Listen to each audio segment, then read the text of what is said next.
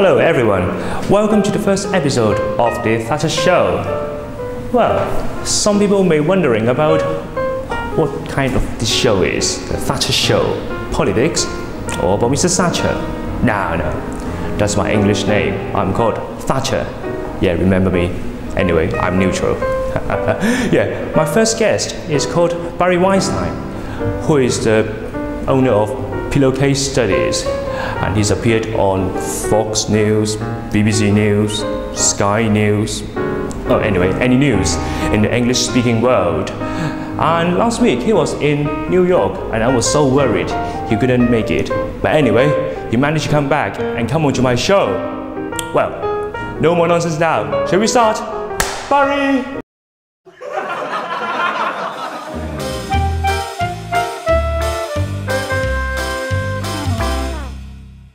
All right, yeah, well, here comes Barry. Hello, Barry. How are you, mate? Hello, Shan. How are you? I'm really well, thank you. Well, and welcome to my show. Oh, thank you. And it's a great pleasure to have you as our first show. Well, you've seen the picture, right? Yes, of course, I've seen the picture. Look at the screen there. It's brilliant, right? Absolutely, I think so. Yeah. Well, so why did you do it with me at the time? Do that pose? Well, that pose seems to be a pose of it's strength and austerity and you know austerity. Yeah, indeed, that's what I think. Well, why'd you do that pose with me? Well, because I think I was asking you about shall we do the pose in the Japanese beer adverts? Oh, of course. Yeah. Was this a Asahi or a Kirin or? Just well, anything. And of course, been there. Well, anyway, yes, we are going to the interview now. Yes. Well, I was just talking about you are the owner of Pillowcase Studies, right? Yes, I'm the Sleepy-O of Pillowcase Studies, which is a Yeah. Well, keep it going. Yeah. Oh, it's a company that manufactures and is a retailer for academic themed pillowcases. So every night you can fall asleep on the corporate finance pillowcase and wake up understanding the capital asset pricing model. Yeah, so we've got a pillowcase here, this right? is for political science in light of the recent elections.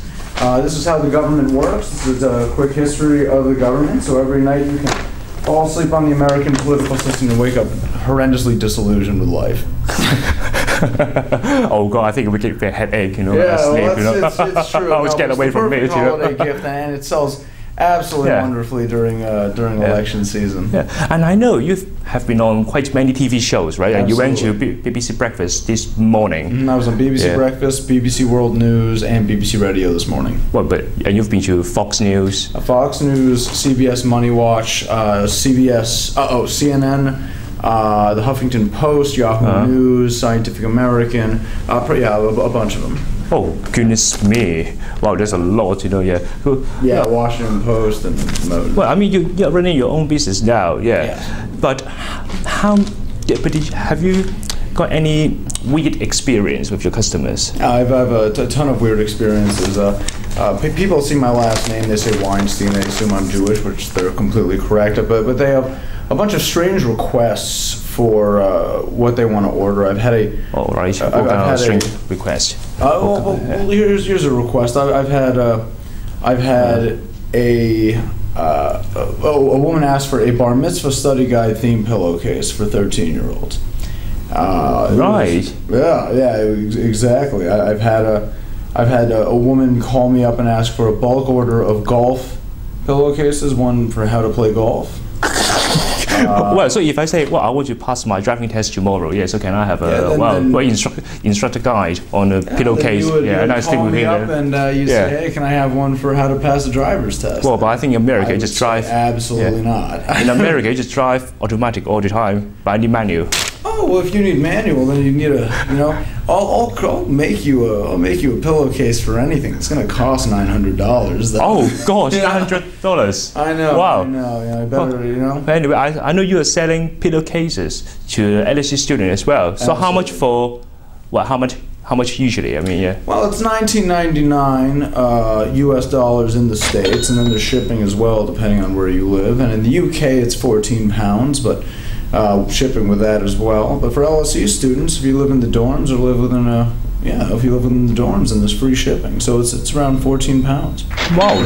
Wow, it's not bad. Perfect holiday gift. People usually buy 2 or 3 of them. for different gifts. And yeah. So was it made in New York? it's made in New York. Yeah. Everything's made within 3 miles of my house. So pillowcases, I know it's Yes. a very smooth, very high quality, 180 thread count. yeah. But I know you apologized for the high quality last year. Last Right? year, if you want me to give the whole story. Oh, please. Oh, Jason Wang, a scholar and a Jason Wang. gentleman, a controversial figure at best, was made an apology video for an apparently sexist remark that he made Right. in Bankside. Essentially, Yeah, it was in the election, right? he was. Election He was, time, he was yeah. running against the great Glenn Marshall for Bankside Treasurer, promising women toasters and women essentially the right and the right but not the obligation to stay in the kitchen. Yeah, but it is wrong. Remember, it's wrong. Yeah, This was wrong. the dumbest It's thing a I'd ever terrible heard thing, in yeah. my entire life. Yeah, I it's thought terrible. it was hilarious. It's And he terrible, you know. came Yeah. out with this ridiculous video. This hilariously stupid apology saying, "I apologize. I didn't mean that. You know what? But we need to concentrate on the future." This poor Glenn Marshall guy who he's running against gets the brunt of all of the awful criticism that he had. So I decided, why not make a buck off of this? So I created my own. Well, so basically, apology. you wanted to tease him. I wanted to tease him. Well, but you know, he has been elected as one of the the Court of Governors.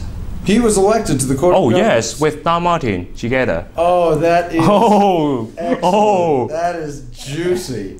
Why? Why? Well, I don't know. You know, well, you were in America. I suppose you didn't know it. Yeah, I Well, couldn't vote for that. I was in the States. Well, it was I don't know. Well, actually, I saw him in Bankside at the night before election started. And did he have that look of pre-defeat on his face? Well, you know, when I watched him, he was quite worried about me. Well, of course. Well, anyway, yes. Well, so now, shall we go to the weird news section?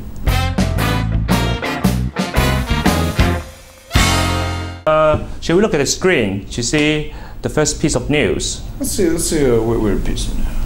Yeah, our first piece of news. Well, let's have a look. Well, look at that. What is that?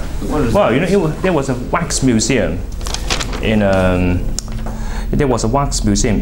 Great Yarmouth. We call it Louis Fassan's House of Wax. Well, so do you know the left-hand side one? No. Victorian Beckham. Oh, of course, Victoria Beckham. Yeah, and the other one is. It looks like Hitler. Oh, brilliant! Wow, you got them right. Oh no, you got the first one right. Well, anyway, yeah. Yes. I Well, know. you're the guest anyway, yeah. Well, you know, because it was shut down last week. Mm-hmm. Yeah, because the old couple said, well, there's no one wants to do it anymore. Yeah, and well, one of the visitors said it is well worth the £5 entry fee, as it's so bad. It's good. Well, yes. Well, so shall we go to another piece of news? Yeah, let's check that out. Well, look at that. I James know Bond this. I know this. It happened last night. Yeah, yesterday, yeah. The Fast and the Furious in real life, some guys smash a store and steal Rolexes and go out on their motorcycles. Yeah, and the guy said it was like James Bond film. Yeah, you could not believe something like this was happening inside Brent Cross shopping centre in North London. Well, so I ask you a question. Yes. Well, they were mocking James Bond. So, of course. Yeah, so if you could, I don't know, yeah, you could be like someone in the film, who do you want to be? Forrest Gump or If I could be anyone in the film. Forrest Gump? No. Oh no. Not at all. Why not? He was a legend. He's happy-go-lucky. He might be a little So how? slow, but you know he leads a good life. Anyone in If Police I could be Academy or anyone in a film, I'd be John Wayne. right? Yeah, in any of his cowboy movies. Cowboy movies. Oh yeah. I'd be a great cowboy. Boy, I would you be think. wake up? Oh yeah. Yeah. You know, I'm just a little. Into your pillowcase. Oh wow, brilliant. I'd be half cowboy, half businessman. I'd be business in the front, party in the back. So why not Toy Story? Tell a story. Yeah, Woody in Toy Story. Wow. Oh, Toy Story. Ew, no way, no way. A little this big and walking around is terrible. No way, ew. Oh dear. Well, so shall we look at the final piece of news? Let's see another piece. Well, from Daily Mail, Chinese restaurant robbery failed because workers spoke no English and didn't respond to theft's demands. We've all been in that situation where we can't understand someone who's holding a gun to our head. So you were robbed before? I've been robbed at gunpoint in Central Park, and I happened to... Central Park? Right, in Central Park, New York. I looked at the guy, and having been under the anesthetic of barley soda at the time, essentially my brain hindered from any logical reasoning from the drink, as Shakespeare said. I was looking at him, and I was confused with what he was saying.